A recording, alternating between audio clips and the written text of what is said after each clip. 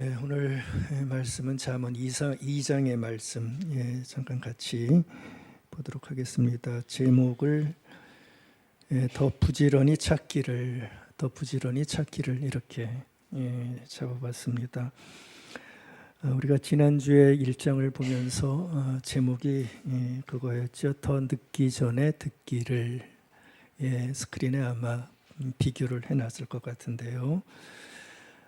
잠언에는 그 대꾸법이라고 이렇게 앞과 뒤를 이렇게 서로 교환하면서 쓰이는 형식이 많이 있는데, 저도 좀 흉내를 오늘 제목에서 내봤습니다. 저 제목을 이렇게 보시면 아시겠지만, 찾는 것과 들리기를 원하는 대상은 지혜지요.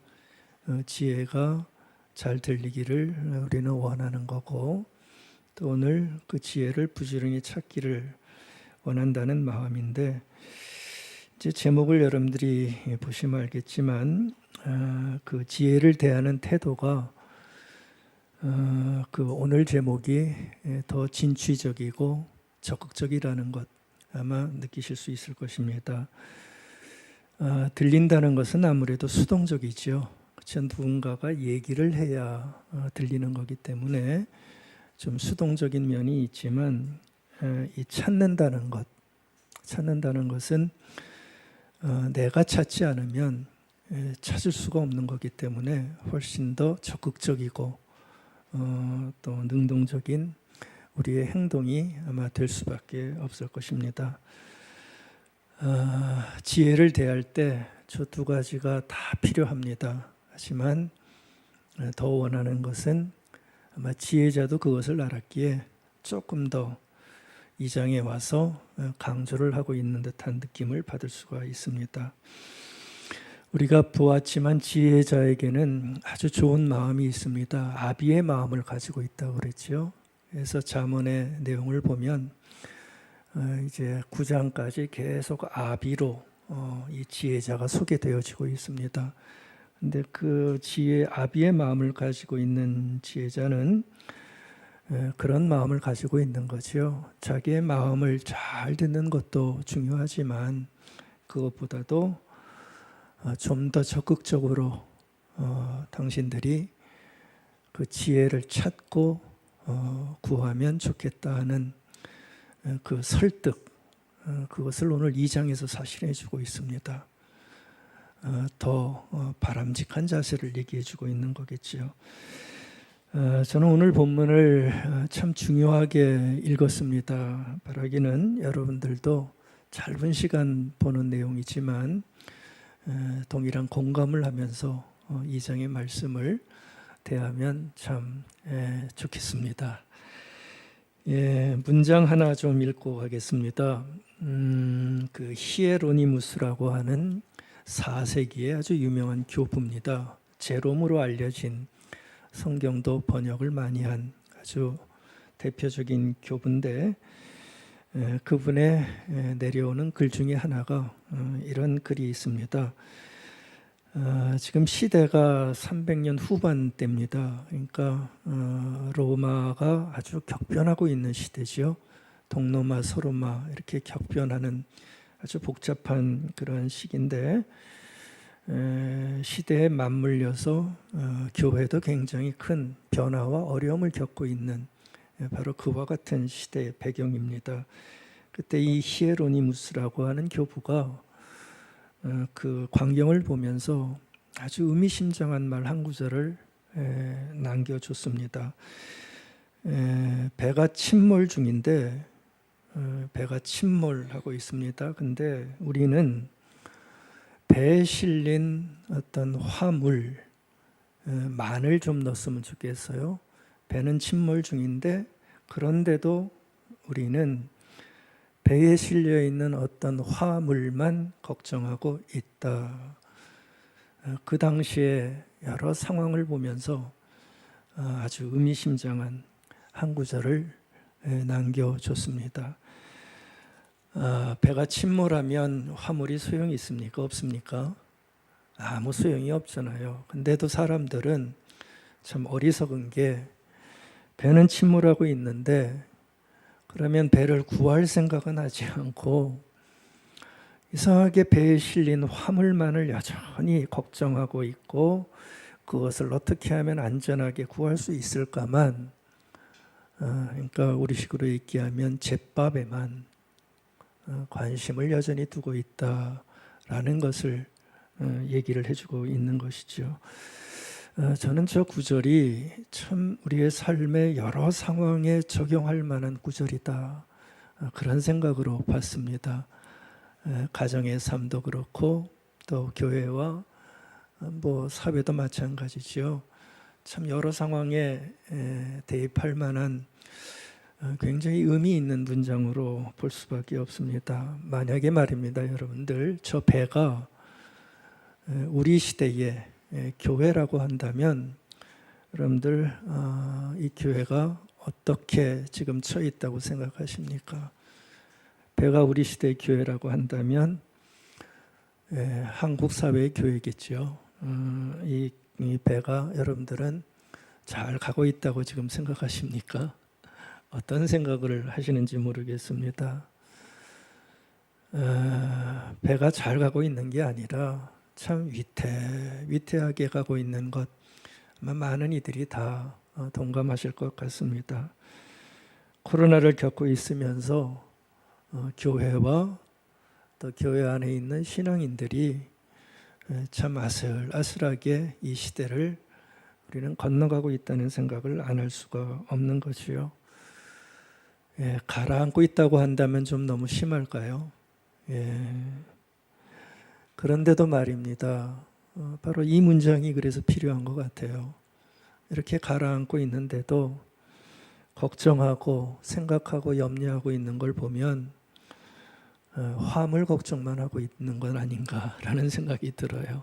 잿밥에만 여전히 관심 갖고 이거 없어지면 어떡하나 하는 것들만 걱정하고 있는 건 아닌지 그런 생각이 들어가게 되는 것입니다.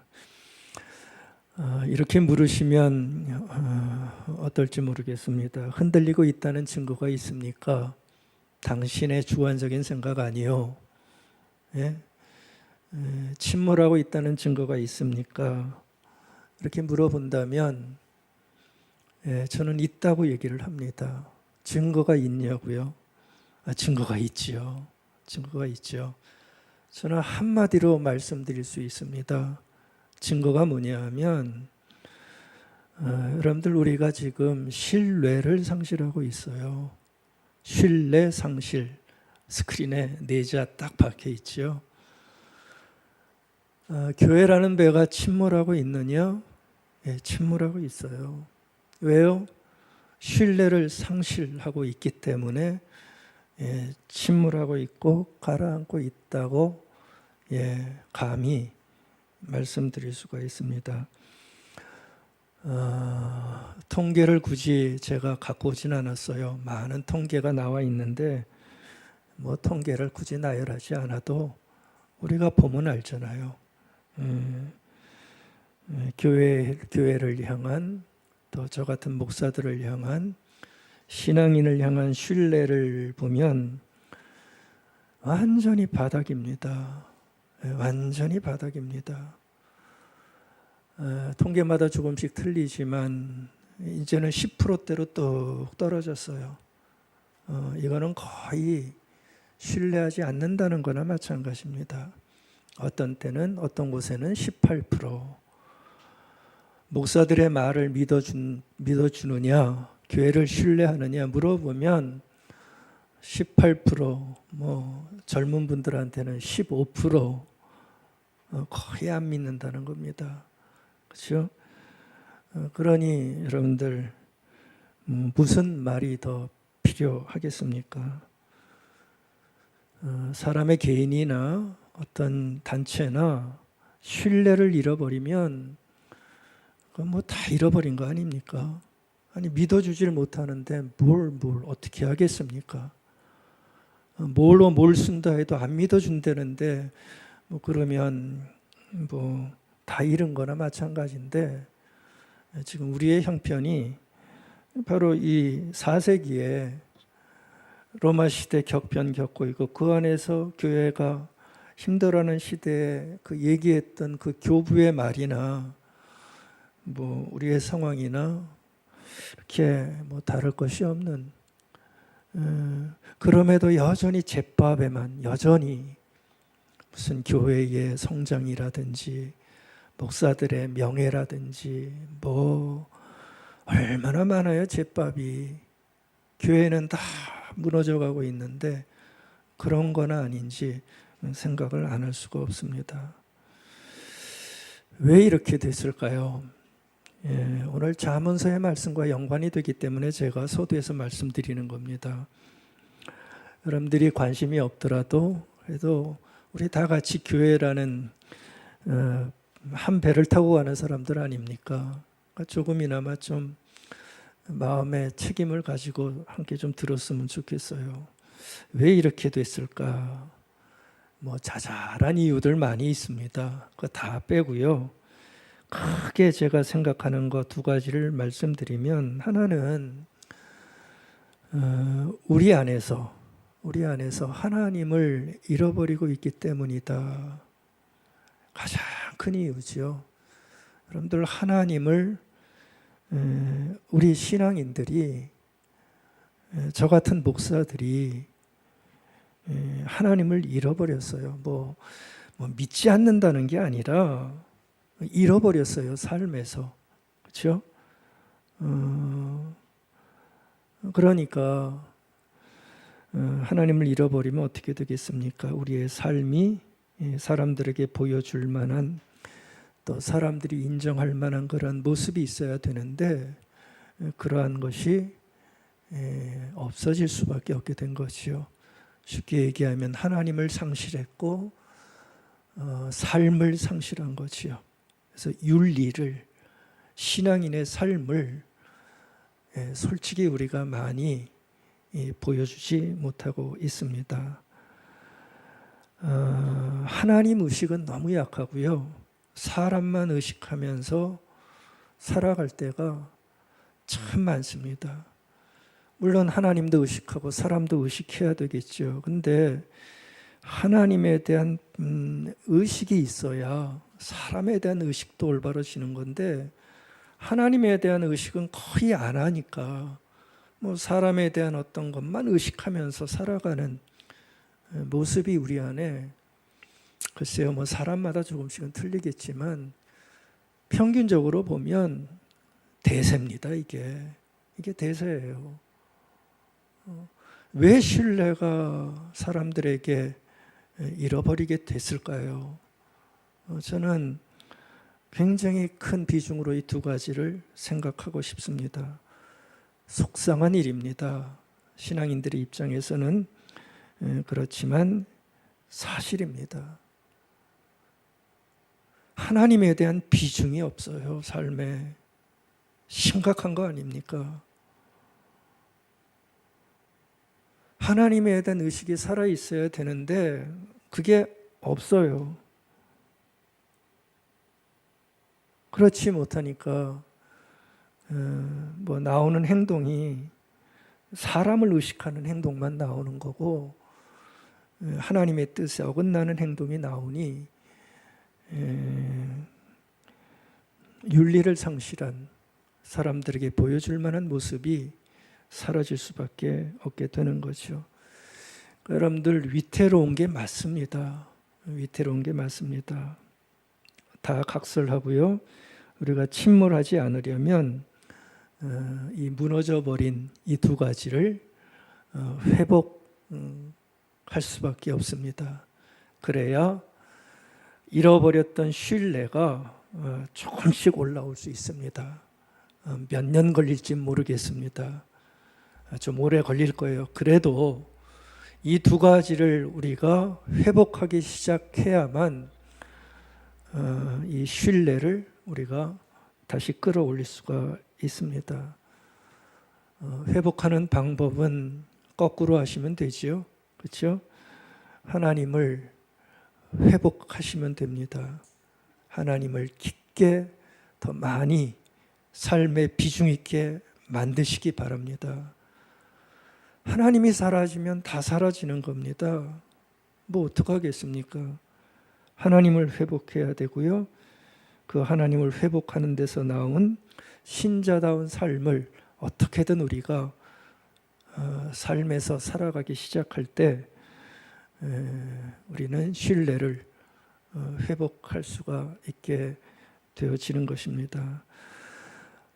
회복의 방법은 한 단어로 제가 오늘 말씀드리고 싶습니다. 우리가 가진 신앙을 내면화시키는 굉장한 애씀이 우리에게 일어나야 됩니다. 내면화라는 단어를 오늘 제가 좀 말씀드리겠습니다. 우리가 가진 이 신앙을 우리 안에 깊게 다져 넣는 이 내면화의 일을 우리가 이제는 더 늦추면 안 되게 이 내면화의 신앙생활을 정말 꼭 이루어가기 시작해야 됩니다. 그저 신앙의 삶을 그냥 형식적으로 살아가는 게 아니라 내 안의 신앙을 담아내는 부단한 애씀이 우리에게 일어나야 한다는 것이죠. 그러니까 내면화라는 말은 내가 가진 신앙을 다지는 겁니다. 내 마음과 영혼 안에. 그래서 다지면 다질수록 거기서 나오는 어떤 삶을 이루어가는 그 모습이 내면화를 시키는 건데, 이 내면화의 과정을 우리가 이루어 나가야 된다는 것이죠. 그래서 마음 한 구석에 이 진리의 말씀, 하나님께서 우리에게 계속 던져주시는 당신의 뜻과 지혜의 말씀을 내 영혼 깊은 곳에, 내 마음 깊은 곳에, 내 양심 깊은 곳에 담고 담아내서 쉽게 무너지지 않게, 사람 의식하면서 쉽게 무너지지 않고 환경에 너무 약해지지 않게 이 말씀을 담고 담아서 내 안에 채우는 이 작업이 모든 그리스도인들 한 분 한 분에게 정말 깊게 일어나는 그런 일들이 우리에게 필요하다는 거죠. 그래서 하나님을 정말 신뢰하는, 부족하지만 하나님을 정말 신뢰하는 삶을 살아내려고 하고 거기에서 나오는 신앙인의 정말 귀한 삶을 아주 역동적으로 살아내기 시작할 때만 우리의 삶이 아름다워져서 사람들에게 그 인정받는다고 하면 좀 뭐하겠지만 그래도 신뢰받을 수 있는 삶을 우리가 살아갈 수 있게 되어질 것입니다. 여러분도 오늘 지혜자가 오늘 2장에서 설득하고 있는 게 다른 게 아닙니다. 우리가 가진 이 신앙, 그래서 받게 되는 이 지혜의 말씀을 내면화시키라는 거예요. 마음속에 깊게 계속해서 담으라는 것을, 바로 그걸 얘기를 해주고 있는 아비의 마음을 우리에게 전해주고 있는 본문입니다. 여러분들 2장의 구절을 보시면 그렇게 복잡하지 않습니다. 그 얘기 같겠지만 잘 보시면 2장의 구조는 두 가지로 딱 결론이 납니다. 1절부터 4절까지는 어떤 조건을 얘기를 해주고 있습니다. 그리고 5절부터 마지막 절까지 보면 그 조건을 이룰 때 어떠한 결과가 나오는가, 그거를 얘기를 해주고 있는 것이 2장의 전체적인 구조입니다. 그러니까 어떤 조건을 만족하게 되면 너희들에게 이런 혜택과 유익이 있다는 것을 얘기를 해주고 있는 거죠. 그러니까 지혜자는 1장에서 들으라고 그렇게 강조를 했고 2장에 오면은 더 강하게 그걸 얘기를 하는 겁니다. 듣는 정도의 열심으로 그치지 말고 이제는 지혜의 말과 생명의 말을 너희들이 받고 찾아내서 구해서 그래서 적극적으로 그 삶을 너희들이 받아들여서 살아가라. 바로 그 얘기를 해주고 있는 거죠. 그 조건이 1절에 나옵니다. 받고. 그러니까 그 성령의 말을 어떻게 우리가 해야 되느냐, 그걸 얘기를 해주는 겁니다. 1절에 받고 보셨으니까 받고 간직하면 조건들입니다. 그리고 2절 보면 생명의 말씀에 좀 귀를 깊게 기울이고 그것을 이해하려고 하고 3절입니다. 그 지혜의 말씀을 적극적으로 찾아내서 4절입니다. 어느 정도 찾냐 하면 금은보화를 찾듯 정말 성실히 악착같이 부지런히 찾으면 지혜의 말씀이 주는 놀라운 혜택과 유익을 누릴 수 있을 것이다. 그러니 뭐 하라는 거예요? 설득하는 거죠. 이렇게 해서 그 유익을 누리며 살아가는 삶을 살면 좋겠다. 아멘. 바로 그걸 얘기를 해주고 있는 거예요. 근데 여러분들 그 누리는 혜택을 한번 보십시오. 그 지혜를 찾고 그것을 내면화시킬 때 누리게 되는 혜택이 뭐냐 하면 5절부터 시작하죠. 5절에 보면 하나님을 알게 되고 하나님을 경외함으로 하나님을 알게 되는 놀라운 혜택을 누리게 된다는 거예요. 그리고 9절에 보면 지혜가 마음에 들어감으로 인해서 공의와 정의와 정직을 너희들이 알게 되고 그러한 삶을 살게 될 것이다. 그 얘기를 해주는 겁니다. 그러니까 보십시오. 뭡니까? 하나님을 회복하고 지혜가 들어감으로 말미암아 하나님을 경외하는, 하나님을 아는, 거기 하나님 어떤 하나님인지 거기 쭉 나오죠. 5절 쭉 따라 뒤에 보면 바로 그러한 하나님을 알게 되고 그 하나님을 알므로 말미암아 정의와 공의와 정직이 말로만 공의, 말로만 정의가 아니라 정말 정직하고 공의로운 삶을 살아내는 윤리의 회복이 일어난다. 바로 그 얘기를 하고 있는 겁니다. 보십시오. 여러분들 지혜의 말씀이 들어가고 그 말씀이 내 안에서 내면화되면 어떻게 내면화됩니까? 받고 간직하고 찾고 구함으로 인해서 지혜의 말씀이 내 안에 당기는 거예요. 그럴 때 하나님을 알게 되고 그럴 때 정의와 정직과 공의를 알게 되어지는 하여서 윤리적인 삶을 남들이 볼 때도 참 귀한 삶을 살 수 있게 된다. 이렇게 얘기를 하고 있는 겁니다. 동의하십니까? 예, 바로 잠언의 지혜자가 어쩜 이렇게 우리에게 필요한 사항을 얘기를 해주는지 모르겠어요.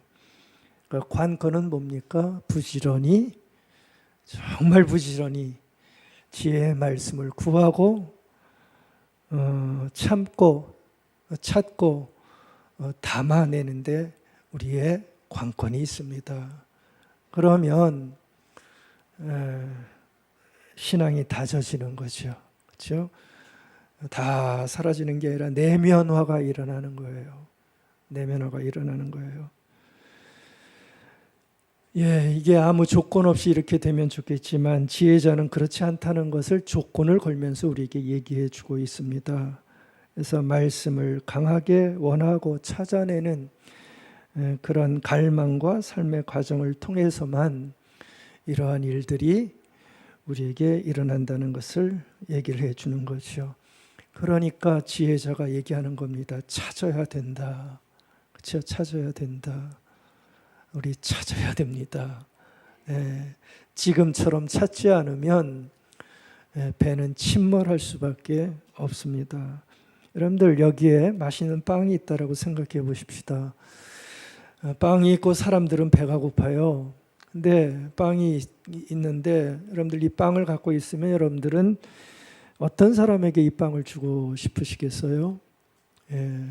빵이 있는데 사람들은 배고파요. 근데 이걸 어떤 사람에게 빵을 주고 싶으세요? 달라는 사람한테 준다고요? 근데 달라는 사람이 여럿이면 어떡하겠어요? 그렇죠?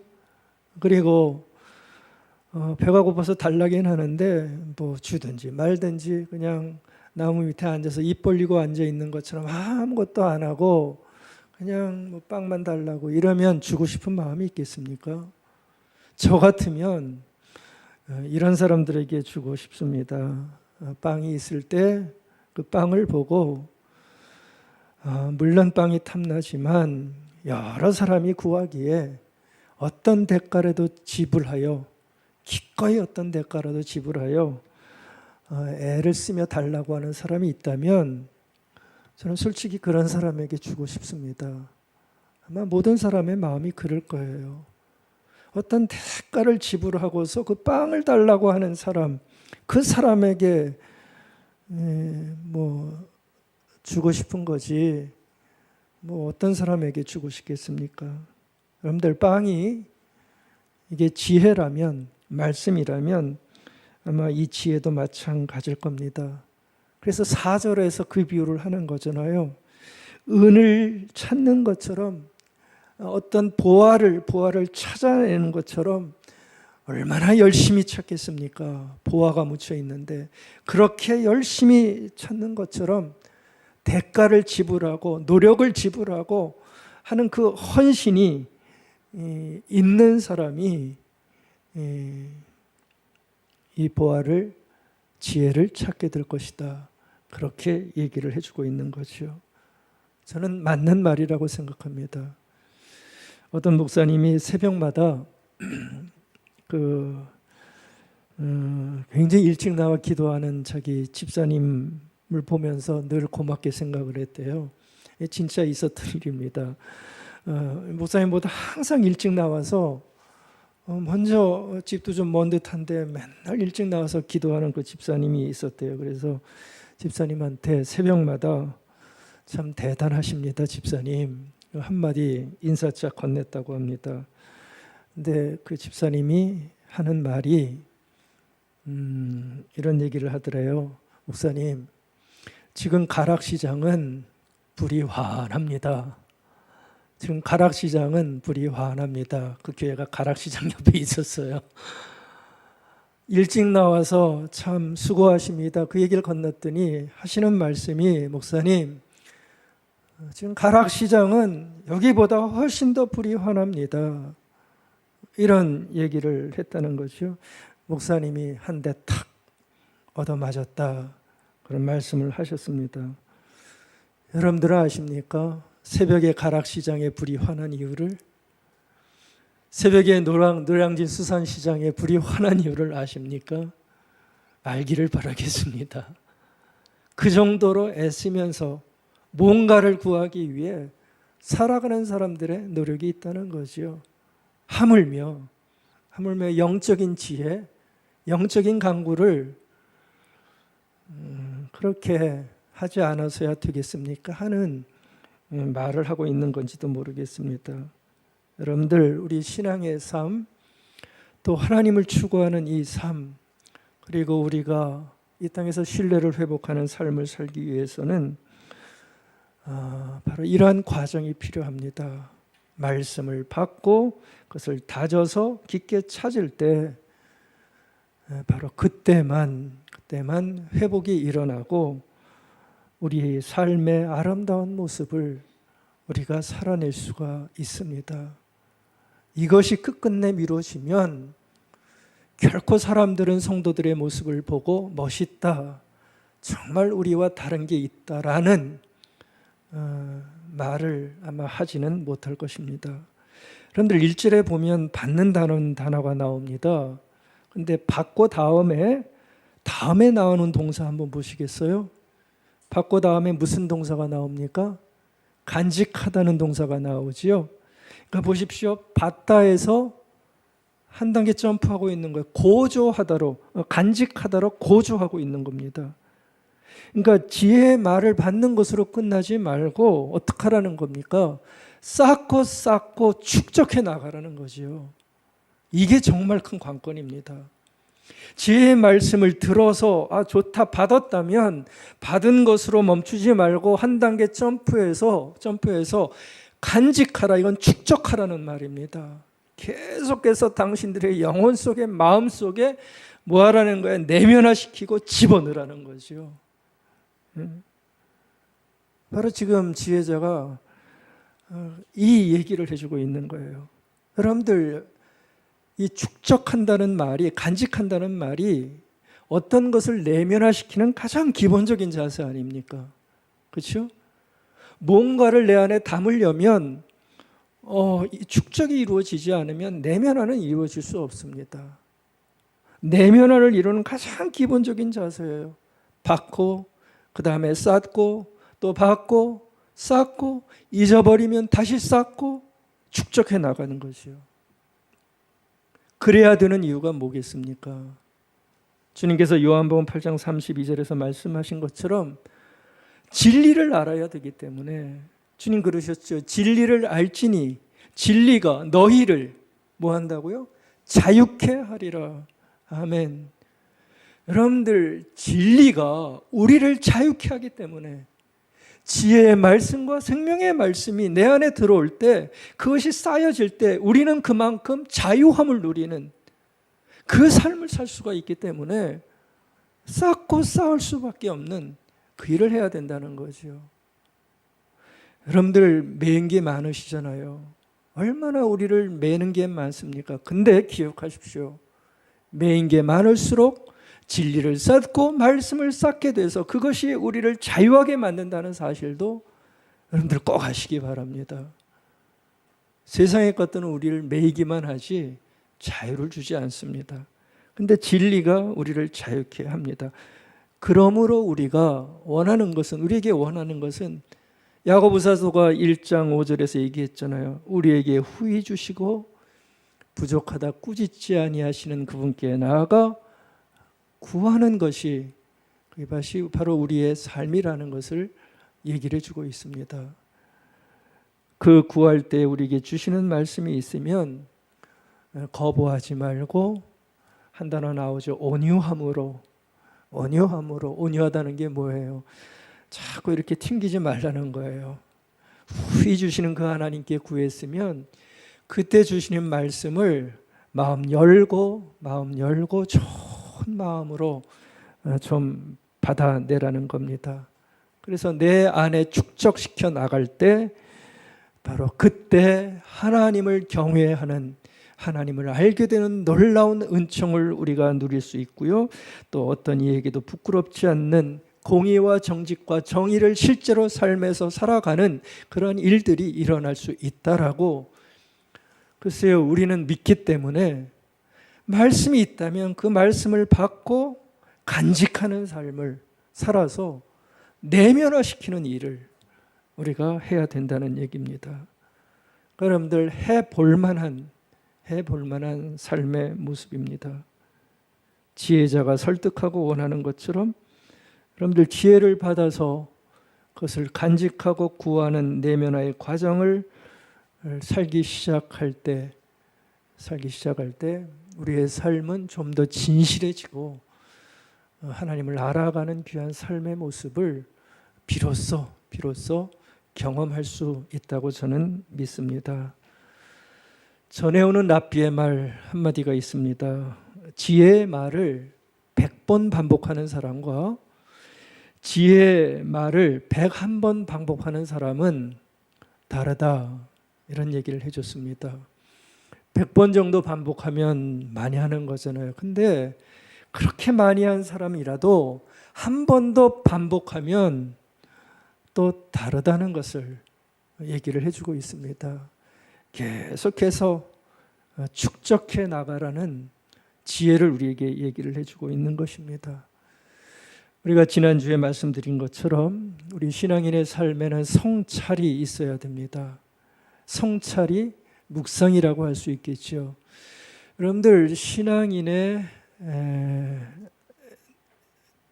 두 날개가 있습니다. 우리를 굉장히 날아가게 만들 수 있는 두 날개가 있는데, 그거는 바로 하나는 묵상이고 하나는 기도입니다. 여러분들, 묵상과 기도가 있을 때 신앙인들은 날아다닐 만큼 복된 삶을 살 수 있다는 거죠. 근데 이 두 가지가 없으면 기어다니는 거예요. 이 두 가지가 있을 때 우리는 비로소 활짝 핀 삶을 살 수가 있는 겁니다. 그 두 가지가 묵상과 기도입니다. 묵상과 기도인데, 여러분들 이 두 가지 중에서도 기도보다 먼저 와야 되는 게 묵상이라는 거 오늘 아침에 좀 확인해 주셨으면 좋겠습니다. 묵상과 기도가 다 있어야 되지만 기도보다 먼저 와야 되는 게 묵상이라는 얘기입니다. 묵상을 하고 나서 성찰을 하고 나서 기도가 있는 게 훨씬 더 좋다는 겁니다. 묵상이 없이 기도하게 되어지면 많은 경우에 자신이 원하는 것 위주로만 기도하는 한계를 범할 수가 없습니다. 그렇게 하다 보면 기도가 깊어질 수가 없습니다. 먼저 묵상을 통해서 기도를 하게 되면 기도가 굉장히 평안해집니다. 여러분들 뭔가 원하는 기도만 하시는 분들의 기도의 패턴을 보면 답답함을 많이 느끼세요.